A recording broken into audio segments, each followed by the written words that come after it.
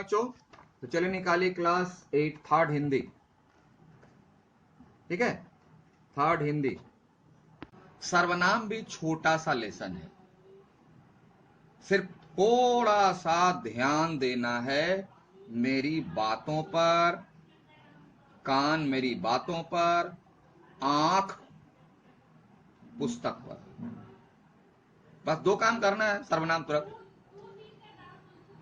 तो चलिए आज शुरू करते हैं। सर्वनाम सबको मालूम है, शुरू से पढ़ते आ रहे हैं हम लोग, है ना, कि सर्वनाम क्या है। सबको मालूम है, तुरंत बोल दोगे। संज्ञा के बदले जो शब्द उपयोग किया जाता है, यानी यूज किया जाता है, उसे सर्वनाम कहते हैं। अंग्रेजी में प्रोनाउन, क्लास 1-2 से पढ़ते आ रहे हैं हम लोग। ठीक है, तो आप समझ गए कि संज्ञा के बदले यानी on the place of noun हम जिस वर्ड, जिस शब्द का उपयोग करते हैं उसे सर्वनाम कहते हैं। बहुत छोटी परिभाषा है। देना बहुत जगह बंगला एरिया में हम लोग हैं तो बहुत लोग इस तरह का प्रयोग करते हैं, है ना। सोंगार जाएगा जे बॉसे, यहां बॉसे और उठे नहीं, बॉसे उठे वाला सेंस प्रयोग नहीं करना है।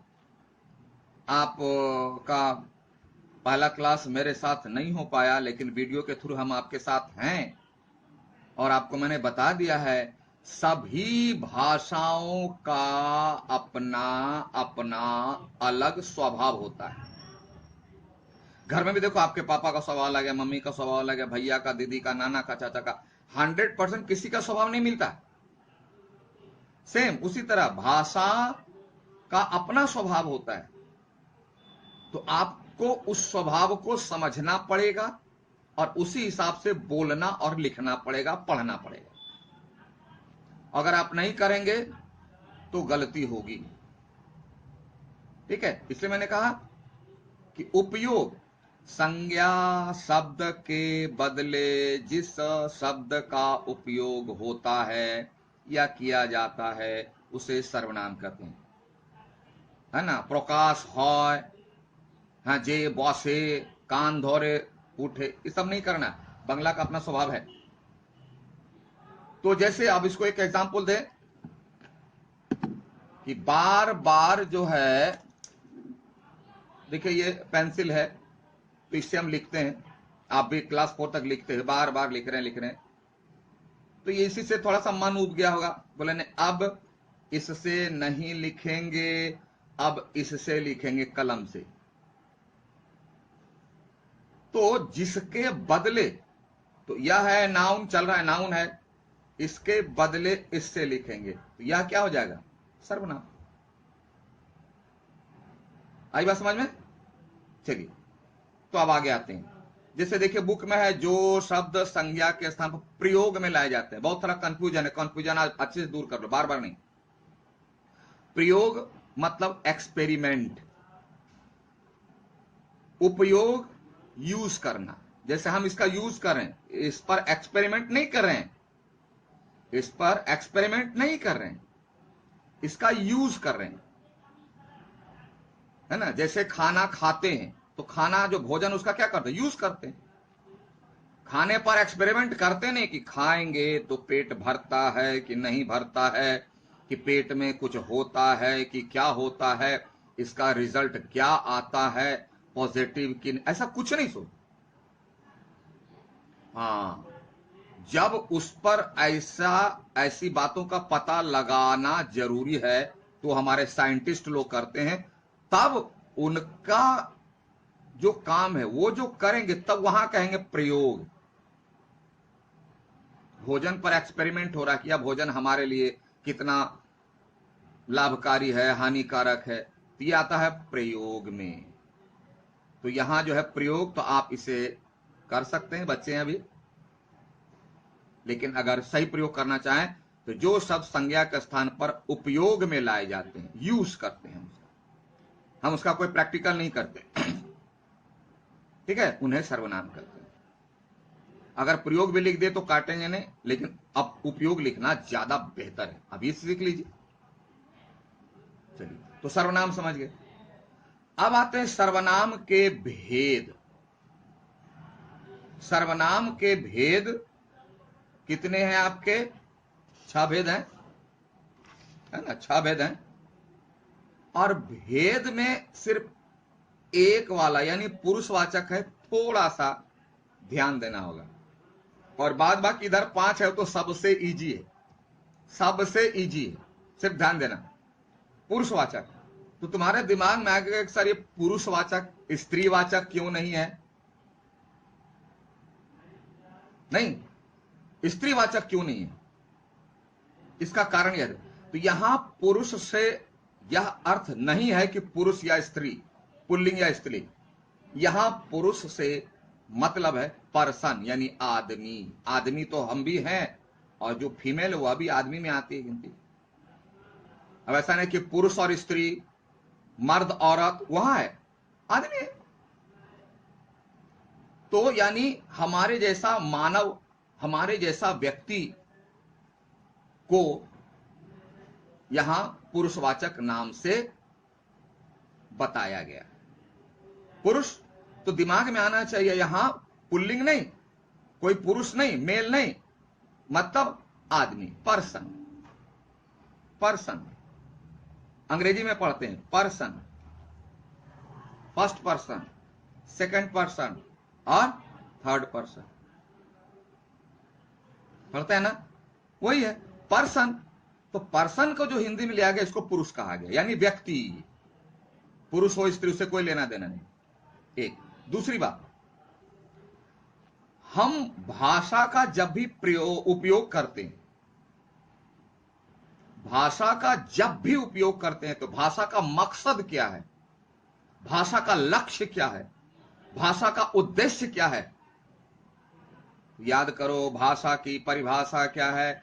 भाषा एक सशक्त माध्यम है जिससे हम अपने भावों को और विचारों को दूसरों के समक्ष रखते हैं, प्रकट करते हैं, दूसरों के समक्ष भाव और विचार को रखते हैं। तो जब हम अपने भाव, अपने विचार को रखने में सक्सेस होंगे ही नहीं, सक्षम होंगे ही नहीं, तो क्या वह भाषा सही होगी? नहीं होगी। और भाषा होने के लिए उससे पहले होना क्या चाहिए? कोई बोलने वाला होना चाहिए। कोई बोलेगा तब ना कोई सुनेगा। मैं बोल रहा हूं, आप वीडियो देख भी रहे हो, आंख से या कान से सुन भी रहे हो, तो मैं बोल रहा हूं, आप सुन रहे हो, और मैं भी हूं बोलने वाला, सर आ गए, आप भी हो, मैं भी स्टूडेंट आ गया, लेकिन कोई टॉपिक ही नहीं हो। सर बोलिए, क्या बोले? अरे सुनना सर, क्या सुने? कोई टॉपिक होना चाहिए। तो पुरुषवाचक में भाषा के इस थ्योरी, इस पॉइंट को ध्यान में रखा गया कि भाषा जब भी हम लोग बोलेंगे तो सबसे पहला कोई बोलने वाला होना चाहिए। तो जो बोलने वाला के लिए सर्वनाम यूज होता है, उत्तम पुरुष, प्रथम पुरुष या उत्तम पुरुष, जिसको अंग्रेजी में बोलते हैं फर्स्ट पर्सन, पहला तो वही होगा ना बोलने वाला, उत्तम पुरुष। फिर आया कि जब बोलेगा, कोई बोलेगा तो सुनने वाला होना चाहिए। तो सुनने वाले के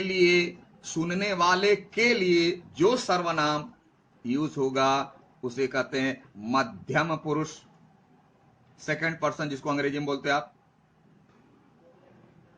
बुक में नहीं है, बता रहे हैं, ध्यान से सुन लो। बोलने वालों के लिए जो सर्वनाम आएगा उत्तम पुरुष, सुनने वाले के लिए जो सर्वनाम आएगा मध्यम पुरुष, और जो टॉपिक रहेगा यानी जिसके बारे में बोलने और सुनने वाला बात करेगा थर्ड पर्सन। अब चाहे व्यक्ति हो या कोई टॉपिक हो, जैसे अगर अभी हम बात करें तो अभी फर्स्ट पर्सन जिसको हिंदी में कहते हैं उत्तम पुरुष कौन होगा? मैं। विनोद सर का नाम नहीं लिया, मैं, तो विनोद सर के लिए कौन सा सर्वनाम आया? मैं, तो मैं हो गया उत्तम पुरुष। तो विनोद सर नाउन है और उस नाउन के बदले मैं सर्वनाम है और मैं बोलने वाले के लिए आया, यह क्या आ गया? उत्तम पुरुष। सुन कौन रहा है? तुम सुन रहे हो, तो तुम सुन रहे हो, तुम्हारा नाम बहुत कुछ है, रीना, मीना, टीना, सीता, सिंकुल, बिंकुल, बाबू, राबू, कुछ भी है, तो उसके लिए सब सर्वनाम क्या है? तुम। सुनने वालों के लिए, तो ये सुनने वालों के लिए तुम आया, तो तुम कौन सा आ जाएगा? मध्यम पुरुष। ये तुम क्या है? मध्यम पुरुष यानी सेकंड पर्सन। और मैं बोल भी रहा हूं, आप सुन भी रहे हो, लेकिन टॉपिक क्या है भाई? सर्वनाम। सर्वनाम के बारे में मैं बोल रहा हूं, तुम सुन रहे हो, तो ये सर्वनाम किस में आ जाएगा? ये आ जाएगा थर्ड पर्सन में। अन्य पुरुष, इसे हिंदी में कहते हैं अन्य पुरुष। अन्य मतलब थर्ड वन। तो इन्हीं बातों को, तीन बातों को ध्यान में रखकर पुरुषवाचक के तीन रूप हो जाते हैं, भेद हो जाते हैं। बुक में नहीं है, ध्यान से सुनना, पूछेंगे। बोलने वालों के लिए जो सर्वनाम आएगा उत्तम पुरुष, सुनने वाले के लिए जो सर्वनाम आएगा मध्यम पुरुष, और जिसके बारे में बोलने वाला सुनने वाला बात करेगा उसके लिए जो सर्वनाम आएगा वो आएगा अन्य पुरुष। समझ में आ गया? क्योंकि भाषा के लिए जरूरी है। कोई बोलेगा नहीं तो सुनेगा कैसे? या कोई ना सुनने वाला, बोलने वाला नहीं है, नहीं होगा, सुनने वाला नहीं है, कोई बोलेगा नहीं, अब दोनों है, टॉपिक नहीं है, तो भी भाषा का यूज ही नहीं होगा। तो मुझे लगता है पुरुषवाचक सर्वनाम समझ गए होंगे, है ना? जैसे यहां भी देखो बुक में है, परिभाषा नहीं दी हुई है, लेकिन उसका एग्जाम्पल, बोलने वाला मैं बाजार जाऊंगी, हम सैर कर रहे हैं, या बोलने वाला है। सुनने वाला तू पुस्तक पढ़, तुम चित्र बनाओ, जिसको बोले वो सुन रहा है।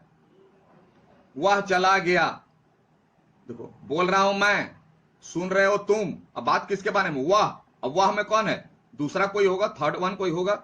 वह चला गया, उसे भी बुला लो, तो मैं यहां हूं, तुम भी हो, बोलते उसे बुला लो, तीसरा है ना, थर्ड पर्सन। तो इस तरह से पुरुषवाचक सर्वनाम किसी पुरुष या स्त्री का बोध नहीं कराता, बल्कि एक आदमी यानी पर्सन का बोध कराता है। तो हम लोगों ने देखा सर्वनाम, ठीक है, और इसमें जो उदाहरण है कुछ अपने मन से मैंने बताया, कुछ उदाहरण बुक में आप इधर देख लोगे। और आ जाओ अब अभ्यास में, ठीक है।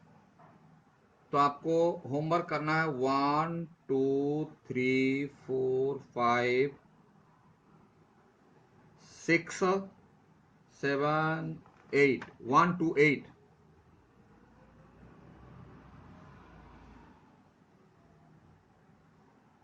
क्वेश्चन करना है 1 to 8 सबको। नंबर 6 को भी लिख लेना है कॉपी में, लिख करके गोला मार दोगे। और जहां कहीं भी रंगीन शब्द वाला इसमें नहीं है झमेला, आप इसको लिखोगे कॉपी में क्वेश्चन के साथ, ठीक है। Thank you, have a nice day.